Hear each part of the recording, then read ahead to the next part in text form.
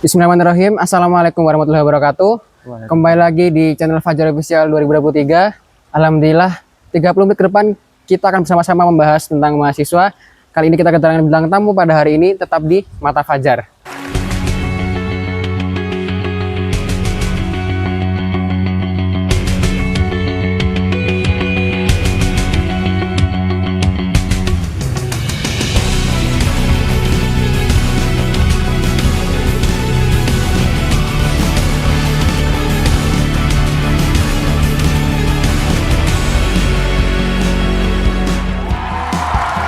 Oke, setelah ini kita akan memperkenalkan salah satu seseorang mahasiswa baru yang dimana kita saat ini akan mengulas tentang apa itu mahasiswa.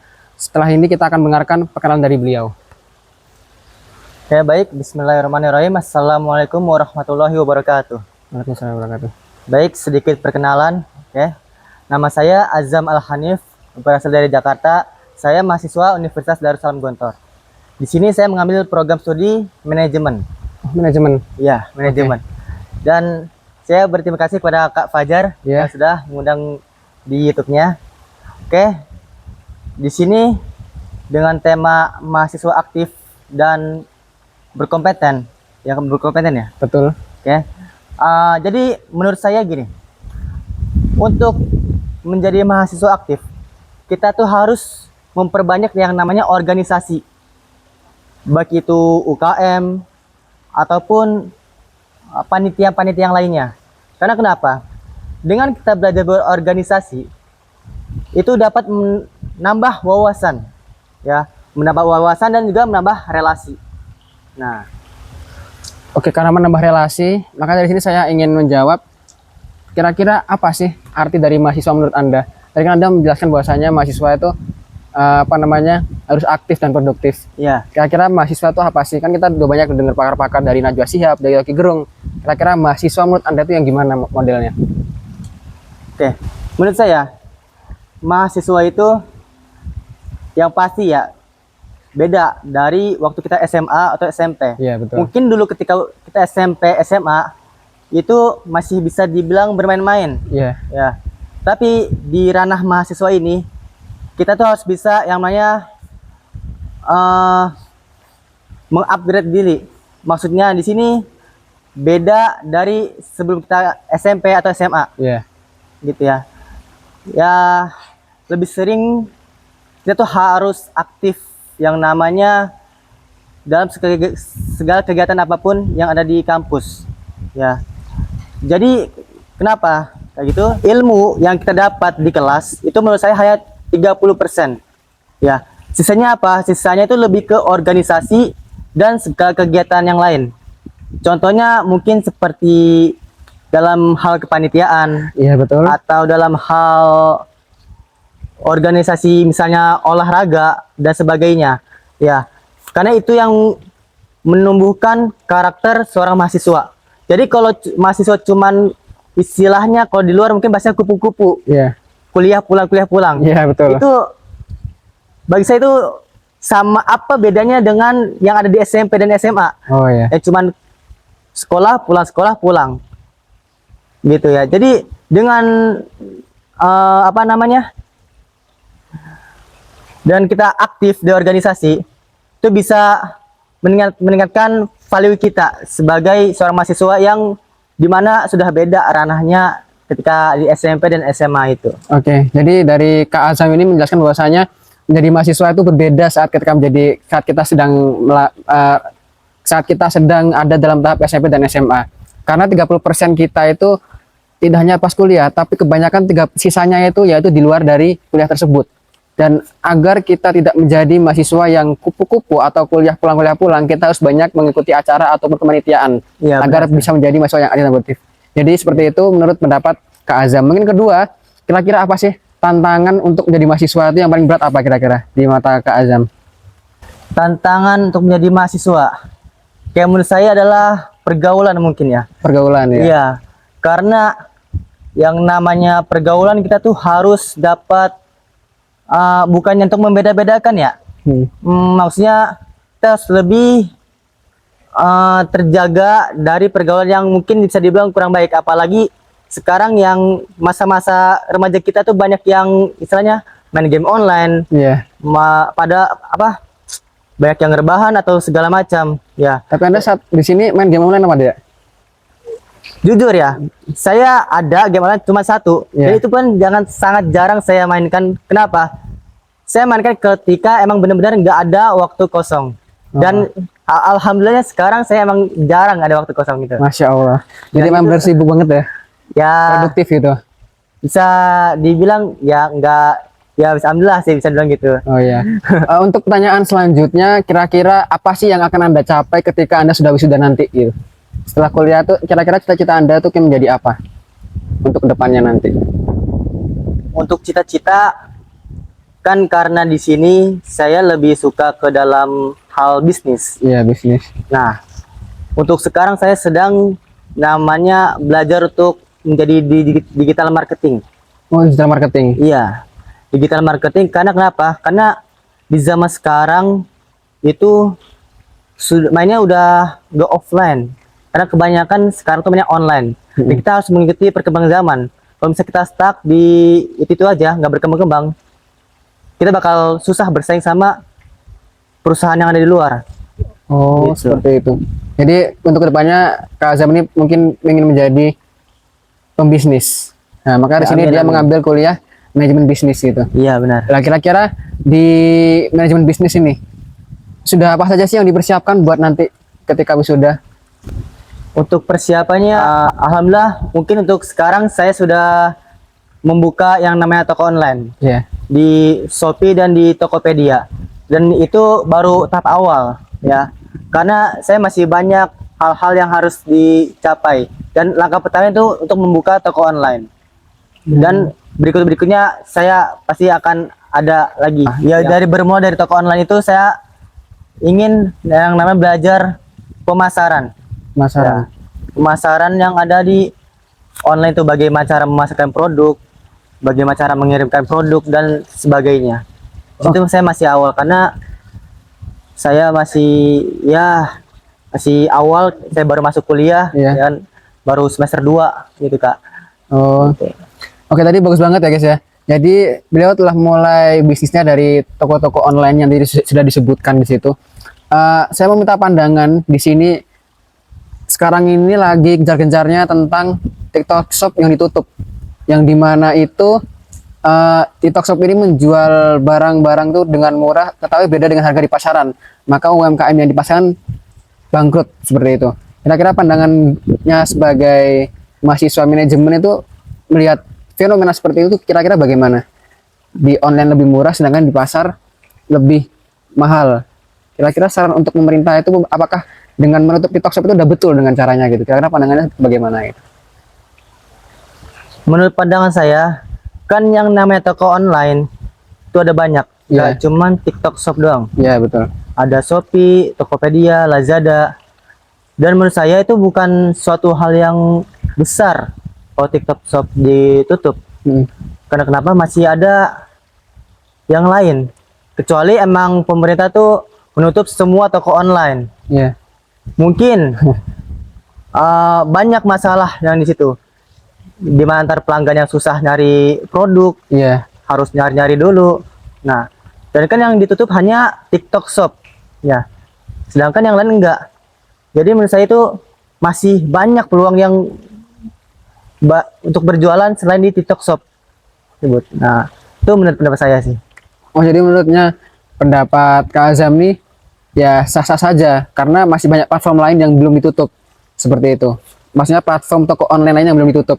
Jadi kalau TikTok Shop ditutup itu bukan lagi masalah besar gitu seperti itu. Tapi kalau menurut saya itu kita melihat dari dua sisi. Di sisi lain UMKM itu juga mengalami kebangkrutan, tapi di sisi lain kebanyakan pengguna TikTok Shop itu juga terdiri dari UMKM. Maka di situ pemerintah harus mengambil kebijakan yang tepat, baik untuk UMKM, baik untuk investor seperti itu. Nah di sini menurut saya itu kebijakan yang tepat itu mungkin boleh memberikan pajak.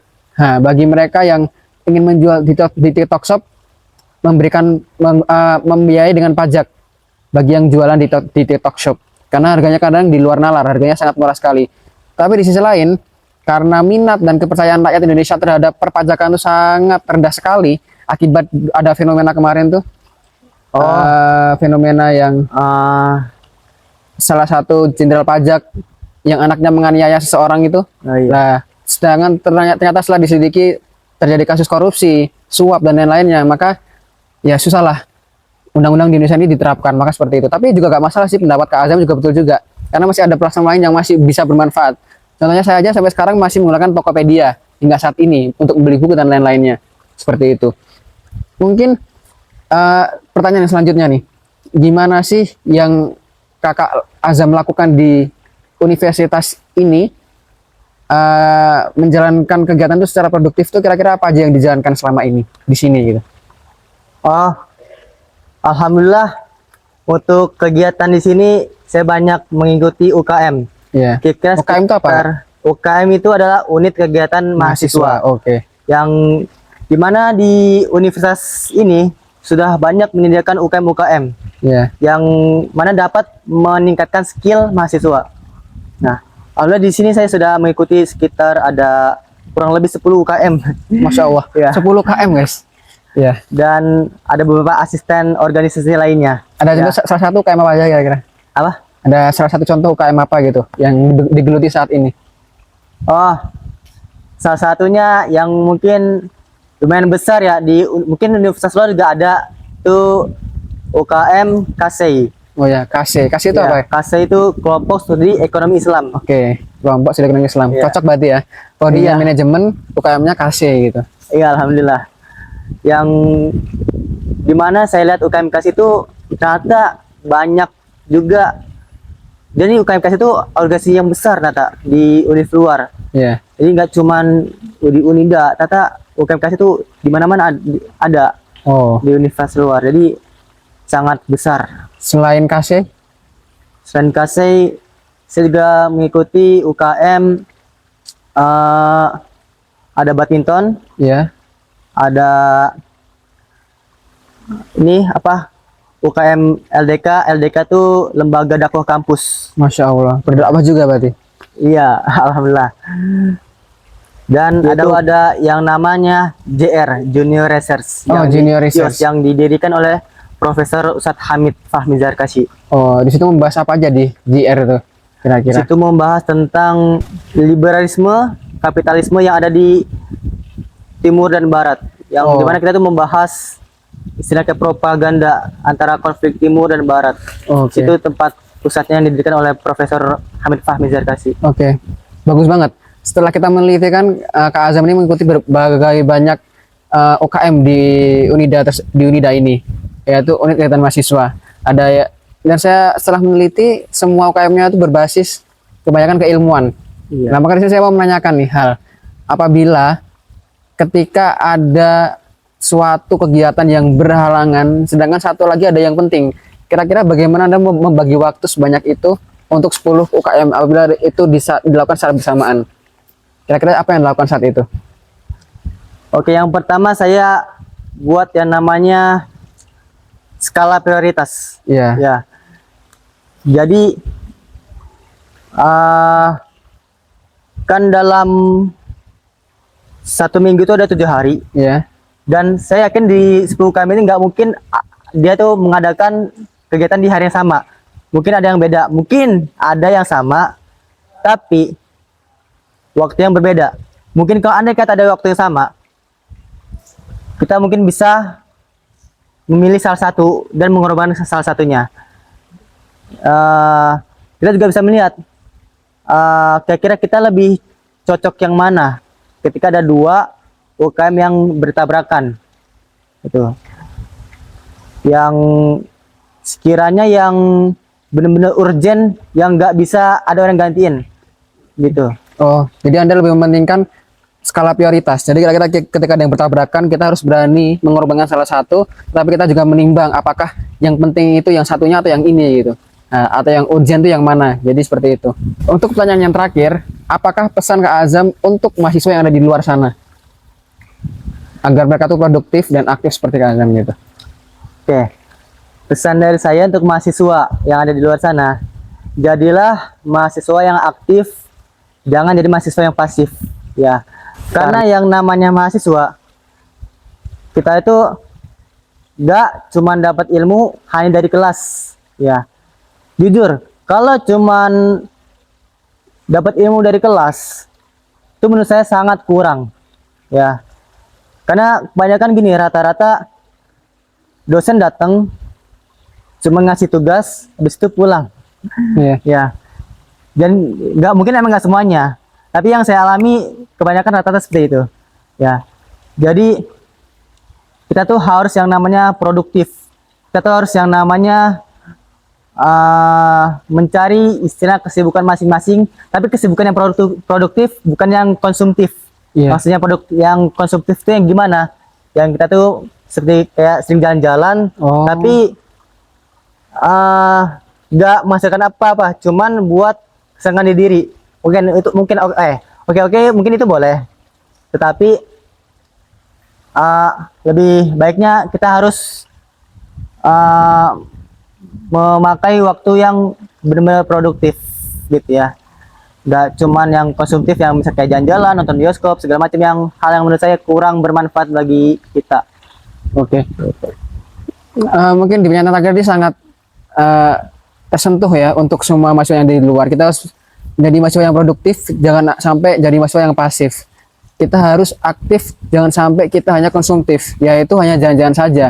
Mahasiswa itu notabene-nya itu membaca dan berdiskusi.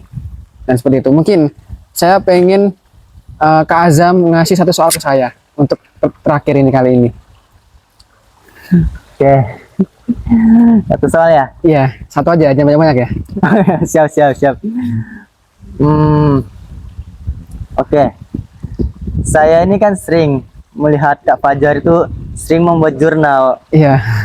sering membuat konten, sering, bahkan saya sedikit kepo ya. Iya. Saya sering melihat mungkin IPK-nya bagus. Jujur, saya nih sekarang termotivasi kepada antum dalam membuat konten, dan alhamdulillah saya sudah mulai membuat konten ya, walaupun itu cuman baru 2 Kak. Iya. Itu cuman baru 2, dan ya salah satunya saya termotivasi dari antum. Mungkin beda ya, mungkin antum lebih ke politik ya, Iya, saya betul. mah bukan ya. Iya. Oke, jadi pertanyaan saya di sini adalah gimana sih cara memaksimalkan semua kegiatan yang Kak Fajar jalani, dari nilainya, dari kegiatan-kegiatannya yang bagi saya itu sangat produktif sekali. Jadi saya sangat termotivasi dengan itu. Oke. Jadi Kak Azam ini bertanya gimana caranya bisa menyeimbangkan nilai, konten, dan kegiatan-kegiatan lainnya ketika mahasiswa. Itu semua lagi kembali kepada diri kita sendiri. Kita itu 5 tahun, 10 tahun, 15 tahun ke depan itu akan menjadi apa? Kira-kira itu kita butuh apa dan apa yang akan kita persiapkan untuk melaju ke langkah itu, seperti itu. Nah, karena saya itu sangat tertarik dengan hukum. Oh ya. Nah, walaupun di sini belajarnya syariah, tetapi gimana caranya syariah ini sebagai pegangan keimanan saya. Tapi tetap tujuan saya hukum. Nah, untuk apa? Untuk menjaga keimanan, kembali lagi ke dalam diri saya. Karena kan belum tentu kita ketika turun ke politik, ke hukum itu kita bisa menjaga keimanan. Dan semua itu saya lakukan menggunakan keistiqomahan. 3 tahun saya melakukan seperti ini, mulai dari pengabdian hingga di sini 2 tahun. Itu semua saya lakukan istiqomah. Dan di sisi lain, saya juga membuat timing. Dan timing ini mau nggak mau harus saya kerjakan. Ketika ada sesuatu yang tabrakan, baik itu jurnal, baik itu konten ataupun nilai ataupun dosen, itu saya selalu memaksimalkan di hari itu. Kata orang bilang saya tuh belajar bikin konten, bikin jurnal terus itu. Padahal saya juga di kamar main ML juga, Mobile Legend gitu. Jadi orang-orang nggak tahu, taunya saya belajar, tapi di sisi lain saya juga jenuh juga. Saya juga punya media buat refreshing tersendiri gitu. Wah. Nah, tapi di situ saya mengambil mengambil skala prioritas melihat dosen-dosen saya. Karena kalau di dalam Islam itu kita harus mengagumi Rasulullah. Tapi kalau di sisi lain kita harus mengagumi orang-orang besar. Tapi di sini saya mengagumi orang-orang di sekitar saya dulu. Nah, melihat dosen saya ada akademisi, melihat dosen saya ada yang praktisi. Baru setelah itu kita contoh mereka, Bapak Rektor kita contoh, lalu kita naik ke jenjang atas. konten-konten kreator yang di luar sana, para pakar-pakar hukum. Nah, yang seperti saya itu sekarang sedang mengagumi Profesor Rocky Gerung, Najwa Shihab, Rian Fahardi, Profesor Edward Omar Syarif Haraj, dan lain-lainnya seperti itu. Tapi di sini juga ada Pak Hamid, terus dosen saya ada yang dari UI itu juga ada. Bahkan dekan saya juga saya kagumi juga, dekan 1 dan wakil dekan 3. Karena apa? Kita bisa mengambil ilmu mereka, baik tata cara mereka berbicara, cara mereka memberikan kita pelajaran, dan itu kita ambil semua. Dengan apa? Ambil ilmunya. Setiap ada tantangan yang datang dari dosen atau dari teman-teman kita ambil. Dulu saya ingat ketika Pak Hamid bilang seperti ini. Saya tantang mahasiswa yang bisa membuat jurnal Sinta 1 gitu. Wah, itu sebuah tantangan yang sangat mustahil. Tapi tidak bagi orang yang rajin. Maka saya coba tuh. Walaupun belum sampai, alhamdulillah saya udah keterima 2 jurnal. Walaupun belum nyampe Scopus dan Sinta seperti itu. Tapi saya sudah berusaha. Saya bisa membuktikan kalau saya Ustadz Hamid bisa membuat jurnal. Saya berkolaborasi dengan dosen, dengan mahasiswa lain. Bahkan saya membuat jurnal yang sendiri malah. Dan saya bisa buktikan. Di sisi lain saya juga kritis gitu. Saya menjalankan tugas saya sebagai mahasiswa. Saya memiliki hierarki untuk memberikan kritikan dan saran untuk pemerintah. Seperti itu. Karena kan sekarang kita bukan di zaman Orde Baru yang selalu tertekan. Tapi kita harus bisa melihat keadaan politik dan saat ini. Apalagi sekarang itu udah mau pilpres kan. Iya, kita harus peka-peka banget. Memilih pemimpin yang dimana itu akan sustainable, berkelanjutan, akan adil, dan akan amanah seperti itu. Jadi saya tuh juga tidak melepaskan semua ini dari apa? Diskusi. Seperti ini, saya menggunakan Azam, saya ikut kemana, semua tempat tuh saya diskusikan. Di kamar mandi saya diskusi, di kamar saya diskusi, membuat kelompok diskusi. Jadi gimana caranya kita memulai diskusi tersebut. Insya Allah itu akan mempengaruhi orang gitu. Dan alhamdulillah saya walaupun masih dikit ya ikut lomba, tapi saya sebenarnya sudah merasakan gimana sih ikut lomba dengan universitas di luar ya. Ternyata ilmunya masih jauh. Mereka lebih hebat. Tapi saya di sini hanya bisa otodidak, berusaha sekuat semaksimal saya untuk bisa menjadi yang terbaik seperti itu. Oke. Mungkin pertanyaannya agak mantap tadi ya. Jadi insya Allah ini kan menjadi motivasi untuk kalian semua yang melihat YouTube saya. Amin, amin. Mungkin saya akhiri perbincangan tentang mahasiswa berprestasi dan produktif pada pekan hari ini. Terima kasih. Saya Fajar Satya Mahyudi dan Saya Azam Al Hanif. wassalamualaikum warahmatullahi wabarakatuh.